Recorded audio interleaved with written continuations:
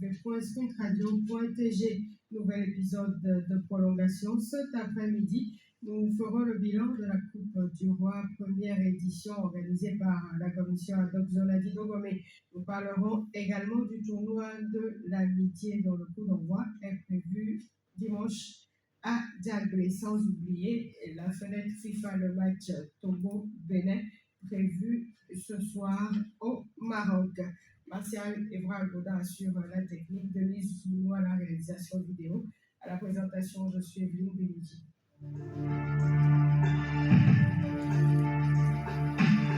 Communication.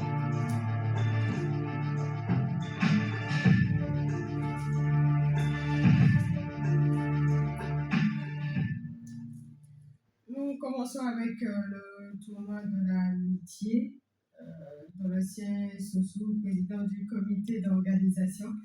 Bonsoir et bienvenue. Bonsoir à tous les plateaux. Heureux de vous retrouver encore dans ce ça m'a tellement marqué. Voilà. Le tournoi de l'amitié, le coup d'envoi, c'est ce dimanche. Comment vont les préparatifs? De bon train, un peu de stress, mais bon, je pense que le quota est assez prêt pour lancer ce dimanche 14 juin à Diablé, déjà à 17h. Je pense que nous sommes à peu près prêts. Tout le monde connaît un peu le tournoi de l'amitié. Avant, c'était à Bedaouipé, aujourd'hui, c'est à Diaglé. Pourquoi ce changement de zone? Vous n'êtes pas sans savoir que l'ancien promoteur c'était Sansan. Mon mentor, c'est avec sa délocalisation de paix à Diaglé, il a su poser ça au niveau de Diaglé aussi. Il ne faut pas savoir qu'à Diaglé, il n'y a pas tellement d'activités qui rassemblent les jeux. Donc, il n'y a pas cette inclusion de la jeunesse à Diaglé. Joue la délocalisation du joueur de l'amitié avec la. Pour cette édition 2026, combien d'équipes sont attendues? 16 équipes seront sur la ligne de départ. Comment le format, c'est dans quel format les équipes vont jouer? 16 équipes seront réparties en 4 groupes de 4 dont les premiers de chapeau seront qualifiés directement pour les phases de finale et après les demi-finales. Quelle est la particularité de cette année? Déjà l'année passée, nous avons évolué avec les matchs qui se sont déroulés en ligne. Cette année déjà, nous voulons aller aussi sur les jeux, pas seulement que du football. Nous voulons introduire les jeux comme Amalé, le jeu de Ludo, pour pouvoir appeler encore plus de monde. Ce n'est pas tout le monde qui est passionné du ballon. Il y en a d'autres qui sont peut-être passionnés par ces jeux-là. D'où l'introduction cette année du conseil Niabeti pour introduire ces jeux de foot, etc. Et chaque samedi, nous avons prolongé les soirées de football. Les matchs se terminent à 21h, de 21h à 100. Nous avons continué avec le 17 et le 19. Pourquoi avoir choisi le mode nuit pour le tournoi de l'amitié? Le mode nuit, juste pour ce qui se fait à l'extérieur. Aujourd'hui, tous les tournois se jouent entre 15h et 17h. Et il y a beaucoup de tournois aujourd'hui à Lomé dans sa périphérie. Donc, ce qui fait que les joueurs aussi sont un peu chargés. Donc, déjà délocalisé entre 15h et 17h à 17h à 21h, ça permet aussi d'attirer plus de bons joueurs pour que le jeu soit un peu plus qualitatif. Combien de matchs par jour? Déjà, les matchs se jouent les vendredis, samedi et dimanche. À partir de 17h, 2 matchs, 13h, 2 matchs. Qu'est-ce que vous attendez de cette édition 2026? Déjà, le tournoi de l'amitié aujourd'hui, pour nous, la première vision, c'est sortir hors du Grand Lomé. Puisque aujourd'hui, lorsqu'on parle du tournoi de l'amitié, beaucoup ici dans le Grand Lomé entendent parler. Mais hors de la région d'amitié, on a peu connaissent le tournoi. On est aussi exporté par la communication digitale et aussi la grande ambition de cette édition 2026, Pour nous, le tournoi de l'amitié, c'est avant tout la solidarité. Euh, L'année dernière, nous avons commencé avec l'appui des élèves du en leur offrant des kits scolaires. On va encore méditer l'espace cette année. Cette année, on veut encore plus faire de choses, pas seulement les kits scolaires, peut-être pouvoir par l'école, les enfants qui n'arrivent pas à payer. Où va se jouer le tournoi? Le tournoi se joue à Diablé, dans l'église catholique, au centre de Rejou, comme on appelle le terrain du TA, pour facilement nous retrouver. Le terrain est retrouvé sur Google Maps. Il suffit d'aller sur Google Maps, vous tapez terrain du TA et vous suivez facilement l'organisation. Côté organisation, tout est prêt? Combien on aura dans la coupe? La cagnotte totale est de 2 millions de francs CFA. Le vainqueur repartira avec 600 000 francs, dont 500 000 francs en cash et 100 000 francs dédiés à l'œuvre caritative, plus notre dotation. Et le second, le vice-champion, repartira avec un jeu de maillot et une dotation. Le tournoi commence dimanche. Les matchs au programme? Déjà, ce dimanche, ce sera un match au programme à 17h45 pour le coup d'envoi entre Ndao FC, champion antique, qui sera opposé à Succès d'Antique. Entrée gratuite ou payante? Entrée gratuite pour l'ouverture, mais après, ce sera conditionné par un ticket de 200 francs. Prix unique. Bon, pour le moment, ce n'est pas encore décidé, on verra avec le temps. On va communiquer sur ça. Un message pour les supporters des équipes, peut-être les éventuels promoteurs ou ceux qui veulent vous aider? Dans un premier temps, je lance un appel de bonne volonté, puisque c'est un truc qui a besoin de moyens. On vise grand, mais tant qu'il n'y a pas de moyens, on ne peut rien. C'est pour ça que je lance un appel de bonne volonté qui aimerait soutenir le tournoi de l'amitié. Secondo, mon appel va aux équipes et aux supporters que vous faites plus aider. Le football, c'est un match de fierté, et je n'oublie pas le Merci Donatien, merci d'être passé. Nous sommes là à chaque fois que le besoin se fera sentir pour parler de ce tournoi de l'amitié. Bon, nous marquons une pause et on revient. Retour en studio, nous parlons maintenant de la Coupe du Roi, première édition. Jaguar Koulibaly, bonsoir. Bonsoir, Evelyne, bonsoir à tout le plateau. Heureux d'être là aujourd'hui. Enfin. La Coupe du Roi, la première édition a pris fin dimanche dernier avec une belle finale au stade Aguilé franciscain. On revient un peu sur le départ. Pourquoi d'abord la Coupe du Roi? Pourquoi le nom Coupe du Roi? Coupe du Roi, histoire de faire clin d'œil aux chefferies qui sont dans la zone d'Azidouane. Maintenant, ça savoir que la zone, la commission ad hoc de la zone d'Azidouane est composée de deux mairies. Et ces deux mairies ont deux cantons différents. Il y a le canton de Gakli, Aplao Gakli, il y a le canton d'Aplao Sabani. Donc, vu que la zone est une zone traditionnelle et cette zone garde toujours, comment dirais-je, des trucs ancestraux, il fallait quand même faire un clin d'œil à ces chefferies-là. Voilà pourquoi le nom la Coupe du Roi. Cette première édition, le trophée a porté le nom de Feu Bolou Sylvain. C'est histoire de marquer quand même le vécu de cet ancien gardien. Vous l'avez bien compris, puisque vous connaissez Feu Sylvain Bolou de Vénélo Mémoire. pour avoir quand même joué à l'étoile filante, Ouais. votre maison. Mhm. Et vous savez, Sylvain Bolo n'a plus quand même à présenter ses premiers films un jour. Ensuite, c'était un excellent de ce football-là, que ce soit dans le sport ou côté culturel, il était quand même présent. Et comme vous appelez le tournoi de l'intégration que ce monsieur organisait de son vivant, beaucoup de joueurs sont quand même sortis de là. Et même d'autres jouent toujours au pays, sont à l'étranger.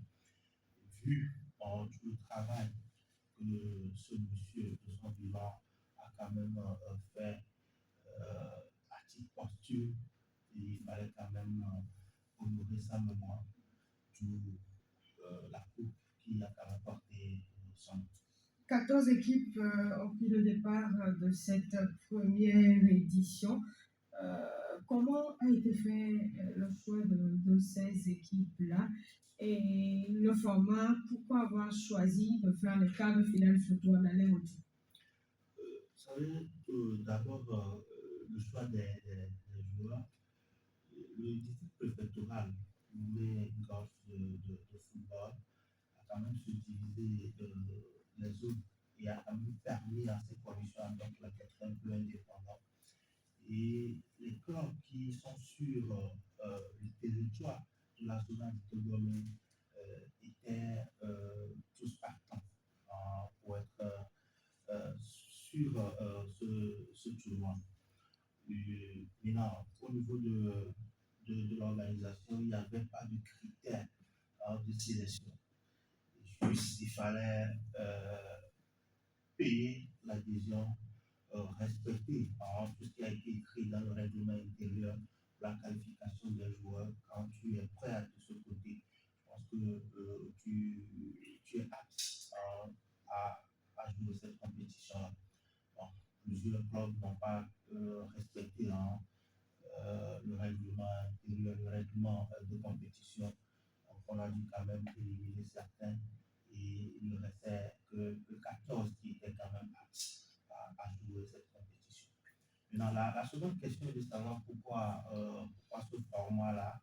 Vous savez, au premier tour aussi, on a quand même fait un match en aller-retour. Et 7 clubs étaient quand même qualifiés.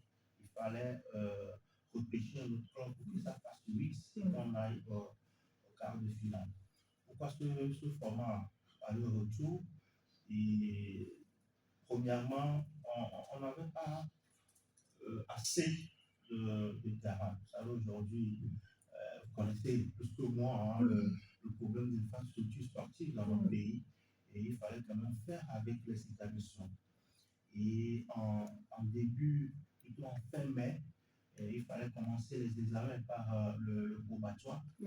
Et il fallait quand même aller très vite pour qu'on donne quand même de l'espace à ces élèves-là de pouvoir faire leur examen.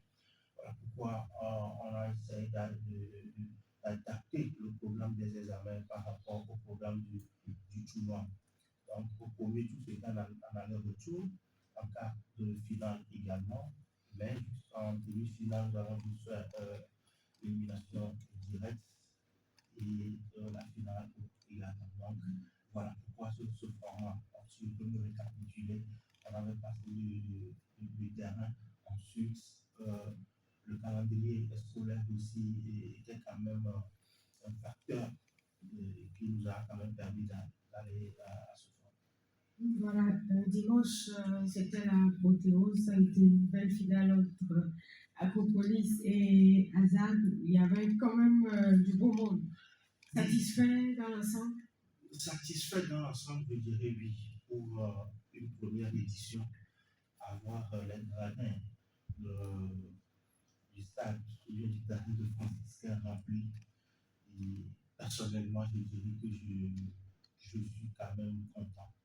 Et c'est le même sentiment aussi au niveau de la commission, ainsi que les membres du district préfectoral, ainsi que le patron de la Ligue qui était là. Et vers la fin, nous avons dit oui, nous allons quand même faire du bon. Le contenu de la finale, vous étiez satisfait également? Avant même de parler du contenu de la finale, je pense que la finale est à l'image des autres matchs. Parce que vous savez, nous avons joué 25 matchs. Et sur les 25 matchs, on a eu 58 buts. 58 buts sur 25 matchs. Il y a un ancien joueur qui est sur ce plateau. Il faudra quand même me dire que les attaquants étaient quand même mauvais. Donc en moyenne, on a 2,23 buts par match. Donc pour moi, je dis, pour avoir tout donné dans les matchs de poule et tout, à un moment donné, les attaquants aussi étaient un peu fatigués. Ou soit, les deux coachs avaient quand même contrecarré le système de jeu, voilà, pas réciproquement. D'où ce score de 0 but partout à l'issue de ces 90 minutes, et puis on est allé au tir au but. Bon, voilà. Le contenu, oui, je suis satisfait. L'organisation est satisfaite, même les partenaires, je voudrais parler des équipes même qui disaient oui, ils étaient quand même satisfaits du contenu. Vous savez, ça fait un bout de temps que cette zone-là n'a plus organisé des activités. Et à cette reprise-là, si on a quand même pu avoir ce contenu, moi je me dis, c'est déjà assez bien. C'est vrai, aucune œuvre humaine n'est parfaite. Nous allons quand même continuer à parfaire ce qu'on a fait cette année. Et peut-être que dans les années à venir, on dira que oui, peut-être qu'on a touché le sommet. Nous avons également au studio Gély Kofi qui n'est plus quand même à présenter. Gély, bonsoir. Bonsoir. Comment allez-vous? Ça va. Le district d'Adino-Comité, en fait, on va le dire comme ça, dimanche dernier avec la Coupe du Roi Trophée Goulou Silva, c'était la première édition. Vous en avez entendu parler? D'abord, je tire chapeau à ces organisateurs, parce que c'est bien que nous sommes vivants à implanter le football de monnaie, surtout sur les districts d'Adino. On n'est pas sans savoir que beaucoup de joueurs sont passés par son tournoi qui organisait, le tournoi de l'intégration et l'autre. Donc, ce qui veut dire qu'aujourd'hui, il est né dans le delà, mais les gens qui ont travaillé avec lui se rappellent toujours de lui, comme on le dit souvent. On espère qu'il est satisfait de l'arrivée. Quant à ce qui concerne la finale entre la police et Hazard, Hazard avec son coach Youssef accompagné de Birado, je crois qu'ils ont fait l'essentiel pour aider cette équipe de la police qui n'a pas démérité aussi, puisque j'ai été invité par le président de la police pour venir sur la finale. Dommage qu'ils ont perdu la finale, mais moi j'ai vu de très belles choses, ce qui a ouvert un avenir pour ce jeu. Voilà, vous avez un autre avis de satisfait également.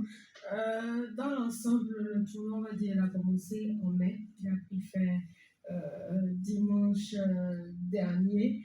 Vous l'avez dit, les équipes sont reparties satisfaites de l'organisation également. À quand la deuxième édition, même si peut-être c'est trop tôt d'en parler? C'est quand même trop tôt d'en parler, mais nous avons quand même fait des idées là-dessus. Avant même la finale, on se disait qu'il fallait quand même projeter déjà la seconde édition.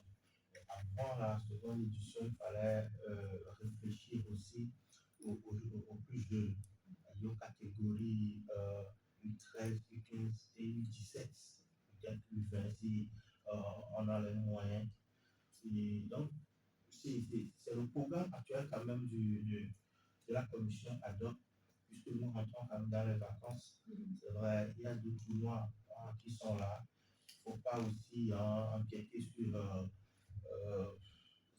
ces organisateurs-là de tournois de vacances. Donc, nous allons vers quand même la fin des vacances organisé, que ce soit U17, U13, côté filles ou côté garçons. Et voici, on a encore un peu de temps pour faire les U15. Non, on s'est dit en début d'année 2027, et nous allons reprendre avec la Coupe du Roi, la deuxième édition. Peut-être que ce serait trophée sprint radio. Pourquoi pas? Oui, parce qu'aujourd'hui, nous parlons de Sylvain Golo qui n'est plus.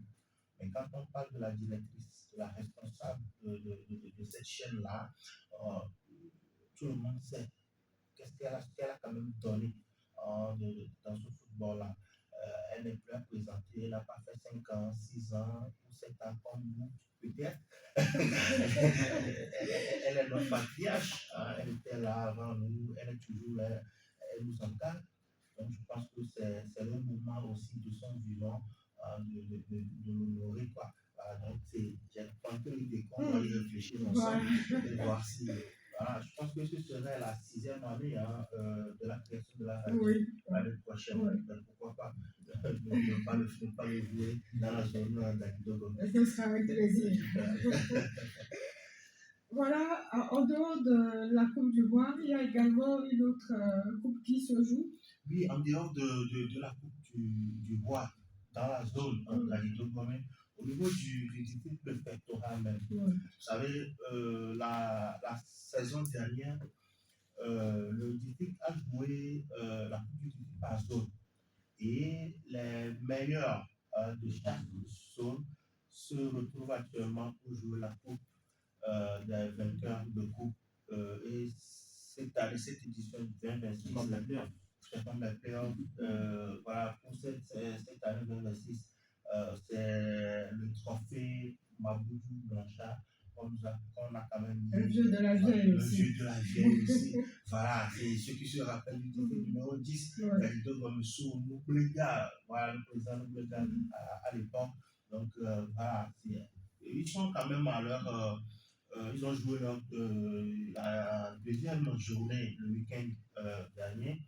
Et ce week-end, c'est la 3e journée qui se joue. Donc, je pense que le district communiquera au moment opportun le calendrier de la 3e journée.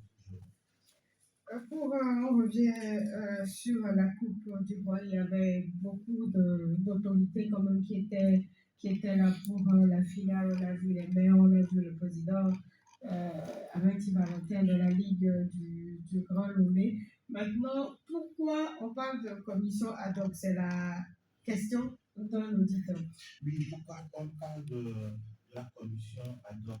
Je l'ai dit d'entrée que le district préfectoral a essayé de repartir ses compétences, de décentraliser ses compétences. Et vous savez, c'est un peu difficile de gérer tout un district seul. Maintenant, il faut faire quand même des yeux doux à certaines personnes aussi qui aiment quand même ce foot-là. Et c'est cette politique-là que le district préfectoral a mise en jeu depuis leur installation. Donc, tout le nom en commission ad hoc, c'était juste une politique de décentralisation des activités de compétences de l'autorité. Ce n'est pas qu'il y a des problèmes. Non, tout va bien. Non, tout va bien, il n'y a pas de souci. S'il y avait des soucis, on ne peut pas jouer la coupe. Je peux dire que c'est la conséquence de la coupe des vainqueurs de coupe. C'est la conséquence directe de la décentralisation dont je viens de parler. Donc, on vous donne, vous êtes indépendant dans votre zone, vous organisez les compétitions dans votre zone. Le meilleur de votre zone et les meilleurs des autres zones se retrouvent maintenant pour jouer la coupe des vainqueurs de coupe qui sera quand même primée par le district. Durant tout le tournoi, est-ce qu'il y a une commission qui a été peut-être chargée de détecter les talents, de prendre les meilleurs pour une éventuelle sélection de la zone? Super, c'est la meilleure des questions que vous m'avez posées cette soirée.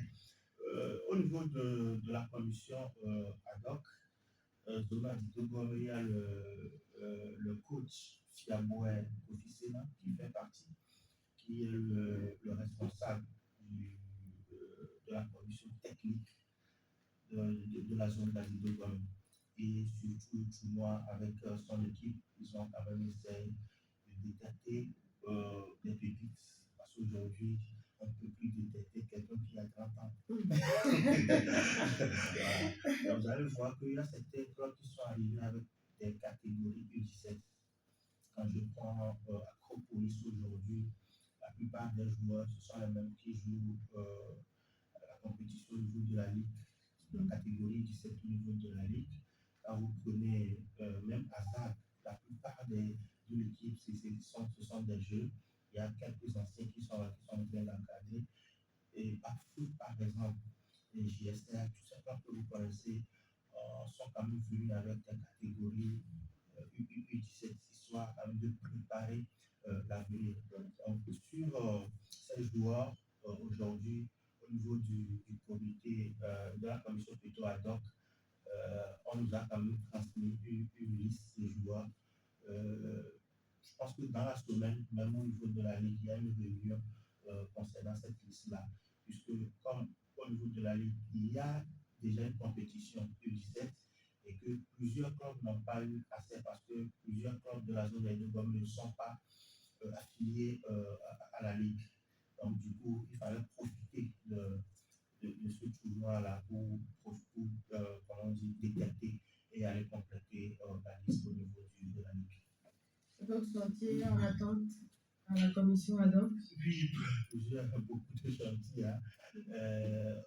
On a tellement de chantiers que nous-mêmes on a peur parce que quand on parle de chantier, c'est qu'on parle de finances. Oui.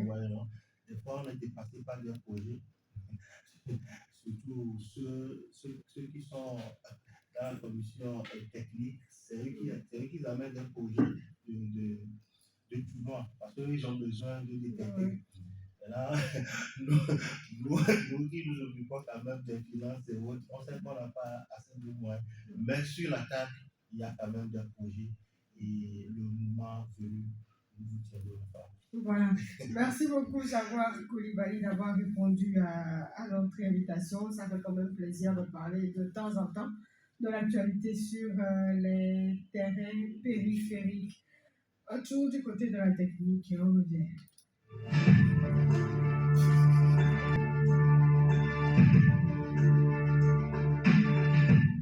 36 minutes après 15 heures dans le studio Bleu Blanc de Sprint Radio. Vous êtes dans l'émission Prolongation. Nous prenons le dernier sujet, nous abordons le dernier sujet de cette émission, la fenêtre FIFA. Nous parlons épervier.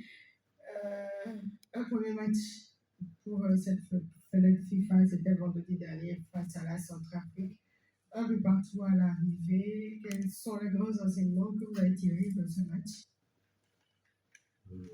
D'abord, le second point, je dirais le premier point, ce match, on a perdu. Ça fait 3 matchs que Patrice Neveu est là, on jouait, le Togo n'a pas perdu, c'est déjà bien. Mais c'est un peu difficile de faire un match nul avec la Centrafrique, qui d'abord mène avant que nous égalisons. Et puis là, sachant que nous avons des joueurs comme Denkié, Fotro et autres, notre attaque parle beaucoup plus de Fotro à terminer de l'autre côté. Il y a Denkié qui fait une très belle saison au niveau Aux États-Unis. Mais ma plus grande satisfaction, c'est les deux locaux qui ont eu leur chance de s'exprimer. Il y a encore, il y a un plutôt un beaucoup. C'est pas beaucoup. Mais alors beaucoup, il est le photographe de la maison. Alors, comme l'a vu ce jeune qui est pas de jour en jour, qui a fait une très belle saison avec l'ASITA, car on a été sacré champion du Togo. Et l'entrée de Thierry Bastou, de Togosu, ce joueur-là qui a terminé meilleur joueur de la finale de la Coupe de l'Indépendance. Les gens se sont posé beaucoup de questions. Ils sont d'où, c'est qui et tout. Et donc, le sélectionneur ne s'est pas trompé, du moins sur ce premier match pour cette première minute.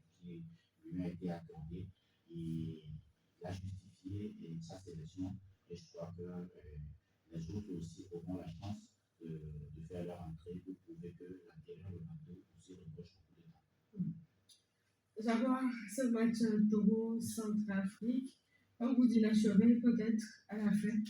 Oui, un goût d'inachevé. Mais je voudrais quand même revenir sur les enseignements. Oui.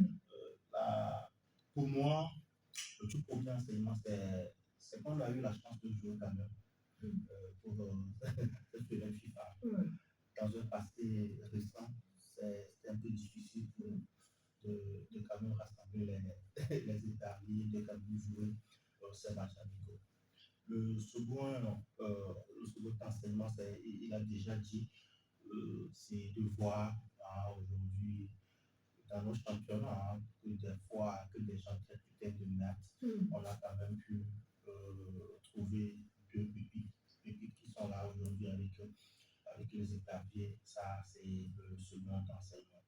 Le troisième enseignement, c'est. Ça, je ne sais pas si je peux le dire.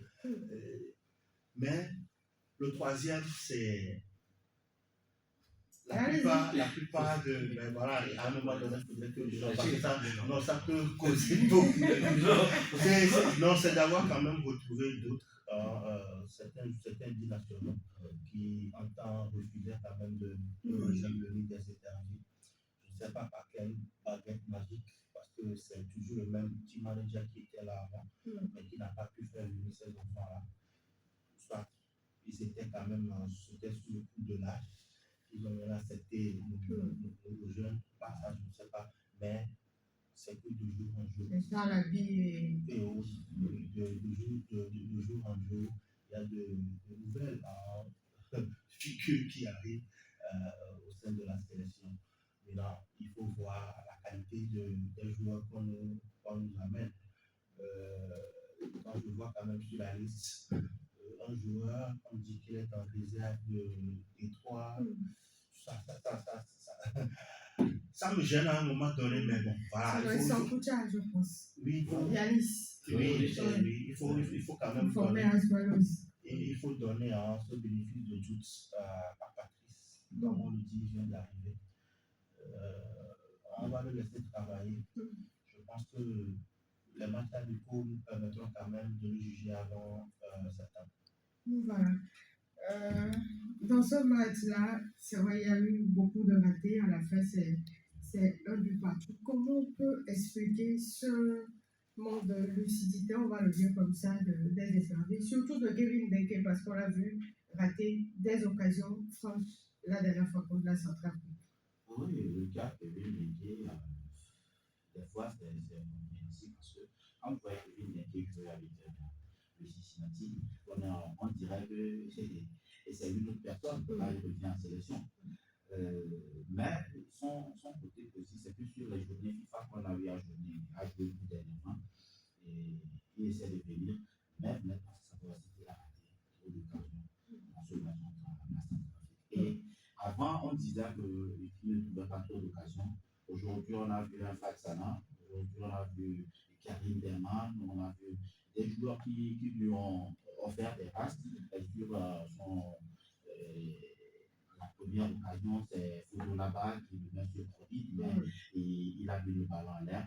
Je crois que avec encore un peu de travail, avec cette équipe que Patrice est en train de bâtir, avec un peu plus de travail devant les buts, ils vont pouvoir réussir. Mais écoutez, avant Patrice, l'attaque togolaise avait toujours des problèmes. Mais quand je prends le temps de Douaté, après les Darés, sous les Darés, ils sont ratés. Aujourd'hui, on parle de Denke.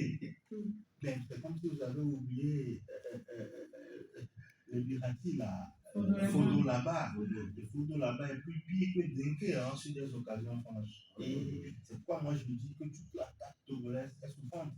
Mais quand ils vont en club, c'est le contraire. Oui, c'est le contraire. Maintenant, il faut voir. Je ne sais pas.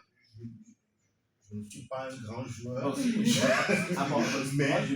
je me dis, si c'est qu'il ne trouvait pas d'occasion, on va dire qu'il ne trouve pas d'occasion. Aujourd'hui, on a la chance d'avoir ces joueurs qui. Maintenant sous Douaté Daré, là-bas, Et non, pas Dinké. Il y a un qu'on appelle plus en sélection là. Yawana. Non. L'homme de Davido Gomme là. Blaka, merci beaucoup. Merci beaucoup. Ah, ok. Voilà le duo là. Oui. C'était des attaquants stériles. Oui. Et alors qu'ils trouvaient aussi des occasions. Oui. Quand on criait au stade, c'est parce qu'ils avaient quand même des occasions pour marquer, mais ils vendaient les occasions. Mais là, donc on dit aujourd'hui que c'est dingue. On parlait de ce match. Oui, moi je voudrais qu'on essaie C'est au bout de la scène de trouver la scène. Il ne faut pas qu'on dise que voilà, il faut toucher, il faut mettre commande de ce côté d'abord. Ça dit que ce côté-là, c'est dingue. Mettez la commande là-bas pour guérir dingue. Non. Il faut plutôt trouver. Selon vous, qu'est-ce qu'il faut faire? Il faut dire à notre team manager de nous chercher des attaquants. Parce que ce qu'on a aujourd'hui. Donc, si je comprends, le travail revient à Serge Akakwa. Mais, je ne sais pas. La dernière fois qu'on a rencontré Patrice Neveu, qu'est-ce qu'il a dit? Mais on était obligé de lui poser des questions. Parce que des joueurs qu'on nous amène n'arrivent pas à faire le job. Mais en club, ils le font. Mais Est-ce que le mal n'est pas ailleurs? Est-ce que le mal, c'est. Parce que déjà. Les joueurs peut-être ne le font pas si on attend les occasions. Alors, est-ce qu'il faudra pas. Allez nous chercher des joueurs de sélection, pas de joueurs de club. Ça, c'est parce que je peux faire dans cette histoire. La DG demande quel est le problème de Paya. Elle veut parler de Bodé. Non, mais lui n'est pas dans le. Moi, je ne vois pas cet aspect. Je ne vois pas ce côté quand même. Non, je ne vois pas cet aspect. Donc, le problème est ailleurs. C'est-à-dire que ça peut être psychologique, ça peut être. Voilà. Non, il y a ça aussi, quand le côté psychologique, parce que quand vous êtes en club, vous avez une confiance et pas possible. Une confiance inouïe. Maintenant, compte tenu des résultats négatifs du pays, ça fait que des fois, tu te retrouves devant les buts, tu te demandes, je vais jouer tout de suite et puis rater ça. Ça vous est arrivé? Vous voulez que je propose une solution? Parce qu'il y a des moments de doute des attaquants. Au moment où tu dois frapper, tu préfères faire la passe pour qu'on ne dise pas que c'est toi qui as raté. Au moment où tu dois faire la passe, tu préfères frapper pour qu'on dise que bon, tu as essayé de faire quelque chose. Donc maintenant, comme le dit Evelyne, c'est un travail psychologique. Pour moi, un travail psychologique. Il va falloir qu'on les mette en confiance. C'est vous qui allez jouer. C'est vous qui détenez le drapeau togolais. C'est vous qui détenez le destin de cette équipe. Écoutez, l'expérience du Togo a montré que c'est vrai, hein, les gens vont dire que peut-être je fais la promotion des joueurs locaux. Écoutez, si tu reviens de l'extérieur, que tu n'arrives pas à jouer au pays, et qu'on me dise qu'il y a le problème ailleurs, testons ceux qui sont déjà sur le terrain pour voir. Peut-être que c'est parce que tu n'as plus vécu au pays quelques mois et tu es revenu, voilà, tu as des soucis d'adaptation. Mais là, les attaquants qui ont joué le championnat, il y a des jeunes dans ce championnat-là qui, eux, veulent quand même avoir cette chance-là. Et quand vous leur mettez, ils saisissent la chance, ils mettent des buts. Mais allons de ce côté voir. Mais quand vous avez un sélectionneur, peut-être, bon, Patrice, lui, il a eu quand même à suivre 1 ou 2 matchs à Lomé ici.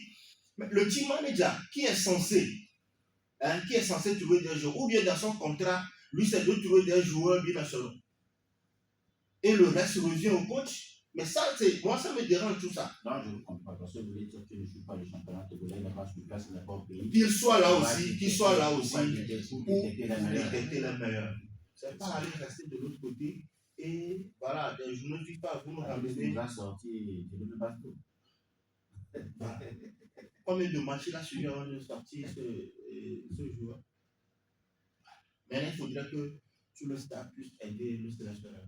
Ceux qui sont au pays n'ont qu'à faire leur job pour qu'on ait plus de soucis. On est fatigué, on veut quand même aller. On ne va plus rester là, regarder toujours les autres joueurs. C'est bon. Je suis d'accord avec vous. Ce soir, Togo-Bénin, c'est un match entre voisins. Match très attendu, pas forcément. En fait, ça sort du cadre. Pour beaucoup, ça sort du cadre de la journée FIFA, le match Togo-Bénin. Qu'est-ce qu'on peut véritablement attendre de cette rencontre? Le Bénin n'est pas favori. Aujourd'hui, avec tout ce que nous vivons au Togo, des années sans compétition continentale, sans la CAN, le Bénin aujourd'hui au classement FIFA est devant nous. Et C'est pas parce que nous sommes des Togolais, nous aimons notre football, que nous allons dire le contraire. Aujourd'hui, sur le papier, le Bénin n'est pas favori. Maintenant, c'est une histoire de voisin. Donc, ce qui veut dire que nous allons puiser dans nos réserves et cette équipe du Togo doit faire de son possible pour gagner cette équipe du Bénin. Puisque c'est un match très attendu, comme on l'a dit, c'est un match très attendu. Et même déjà sur les réseaux sociaux, le match se joue déjà là-bas. Donc, il va falloir que Kevin Denke et les siens puissent sortir le grand jeu ce soir pour pouvoir battre cette équipe. En quoi ce match est spécial? Dites-moi. C'est spécial. En quoi ce match est spécial? Ça se passe toujours comme ça. Parce qu'on est des voisins. On est des voisins. Il y a l'antécédent sous leur tata Oui. où les gens ont été battus là-bas. J'y étais. Je sais ce que ça a donné. Donc il y a beaucoup d'antécédents. Il y a beaucoup de. Maintenant, bon, il y a. Mais nous avons fait la paix quand même. Bon, c'est un semblant de paix. Il y a la rivalité aussi. Donc je pense que. Il y a de quoi. À mon humble avis, ce match n'a rien de spécial. C'est comme aujourd'hui, Congo-Brazzaville qui joue contre Congo-Kinshasa. Oui. Non, laisse-moi aller au bout de mon raisonnement. C'est bon. D'abord, il y a le fleuve Mono qui nous sépare, nous deux, non? Oui. Vous qui. Ça veut dire que de l'autre côté, c'est le. Voilà. Ici, là, c'est un fleuve Mono. Ou bien. La dernière fois, ils étaient là, non? Ils étaient allés à la carte. Mais nous, on était à la maison. On surveillait aussi le fleuve. C'est ça? Aujourd'hui, on dit que Brazza joue contre Kinshasa. Et nous allons crier que c'est un match spécial. Il n'y a rien de spécial. Le Bénin, comme tu l'as dit, pas favori. Ensuite, notre dernière sortie sur Cotonou, c'était 2019. Non, avant 2017, c'était pour la préparative de la CAN 2019. C'est ça? On était à la CAN 2017. C'était notre dernière CAN. Les éliminatoires pour la CAN 2019. Notre dernier match, nous l'avons joué dans 4 matchs comme ça, si je me rappelle bien. On était ensemble à Cotonou. Vous vous souvenez? C'est le dernier match de chez Bayer. Oh oui. C'est ça, non? C'est son dernier match. Mais là, qu'est-ce qui s'est passé là-bas? On a rien foutu. Malgré qu'on dit qu'il y a la rivalité et tout ça, les Béninois nous ont bien accueillis. Il n'y a plus de rivalité entre nos deux équipes. Non, ce n'est pas. Si, non, je reviens. Non, c'est parce que l'équipe a été bien reçu qu'il n'y a pas de rivalité. La rivalité, c'est pour quand Data était en 2006 et 2007. Ou bien. Donc, tout ce qui s'est passé en 2006-2007, on gagne toujours ça. Non. Mais moi, je me dis, sur un terrain de foot, moi, je ne regarde pas ce côté-là. Ce que moi, je voudrais quand même dire sur ce match. Le Bénin partant favori, il faudrait que nous nous organisons côté tactique et côté technique pour pouvoir jouer ce match. Tout faire pour ne pas perdre ce match. Même penser qu'on va gagner le Ça Bénin. fait partie de la rivalité. Ça fait partie. Ça passe se battre physiquement. Non. Mais moi, je ne suis pas violent, moi. Est-ce que j'ai été violent? Je suis jamais violent. Non, je ne suis pas violent. Donc, moi, je voudrais quand même revenir. Il faudrait qu'on se prépare vraiment tactiquement, techniquement et oublier un peu. Parce que toutes ces pressions-là qu'on met des fois sur les joueurs les empêchent de vous dire, voilà, il y a cette rivalité entre le Togo et le Bénin. D'où, quand vous arrivez des fois sur l'aile de jeu, là, vous tâtonnez. Est-ce que quand je joue ça là, qu'est-ce que le public va dire? Alors que toi-même, tu sais que non, on n'a plus gagné le Bénin, ça fait 10 ans. Non. Moi, je voudrais que les joueurs soient à l'aise, qu'ils jouent tout ce qu'ils ont eu à préparer ces jours-ci, qu'ils le mettent en pratique et que petit à petit, que le Togo remonte son niveau. Sinon, on n'est pas. Ça n'empêche pas. Si tu poses la question à un Béninois, le Béninois va te dire il préfère que le Bénin batte le Togo, ne soit pas qualifié pour la CAN, que le Togo batte le Bénin. C'est pour ça qu'on parle de rivalité. C'est ça, on parle de rivalité. C'est la même chose si le voisinage. Si le Ghana veut jouer contre le Togo, on parlera de rivalité. C'est toujours comme ça. Parce que ce sont des voisins. Oui. Voilà. C'est toujours comme ça. Mais on ne dit pas que c'est parce que